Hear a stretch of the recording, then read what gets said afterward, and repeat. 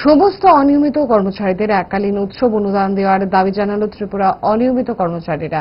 ত্রিপুরা রাজ্য অনিয়মিত কর্মচারী মঞ্চ আজ আগরতলায় এক সাংবাদিক সম্মেলন করে এই দাবি জানিয়েছেন। সংগঠনের পক্ষ থেকে রাজ্যের বিশিষ্ট আইনজীবী পুরুষোত্তম রায় বর্মন এই জোরালো দাবি জানিয়েছেন।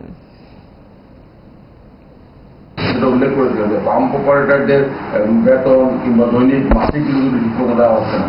এখন অব্দি পাম্প অপারেটরদের মজুরি দেওয়া হয়নি এবং এখন সামনে পূজা আসছে। এই পূজার সময় অনিয়মিত কর্মচারীদের কিন্তু ঘরে হাসি থাকবে না। অনিয়মিত কর্মচারীদের অনেক কাজ তো আমার কাছে এসেছিল, সেক্রেটারিয়েটের একদম অনিয়মিত কর্মচারী, তাদেরকে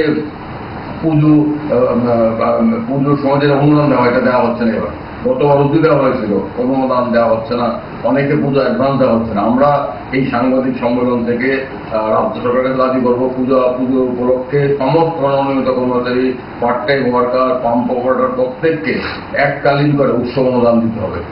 এককালীন 5,000 টাকা করে প্রত্যেককে উৎসব অনুদান দিতে হবে, এটা আমাদের দাবি। আমরা এই সাংবাদিক সম্মেলনের মাধ্যমে রাজ্য সরকারের কাছে এই দাবিটা রাখতে চাই। আর পাম্প অপারেটরদের মাসিক মজুরি অনিয়মিত অবস্থায় রয়েছে, এটা নিয়মিতভাবে চালু করতে হবে। উৎসবের মরশুমে যাতে অনিয়মিত কর্মচারীদের ঘরে সামান্য হাসিটুকু ফোটে, সেই হাসি ফোটানোর দায়িত্ব সরকারের গ্রহণ করতে হবে। এই দাবিটাও আমরা আজকে করছি।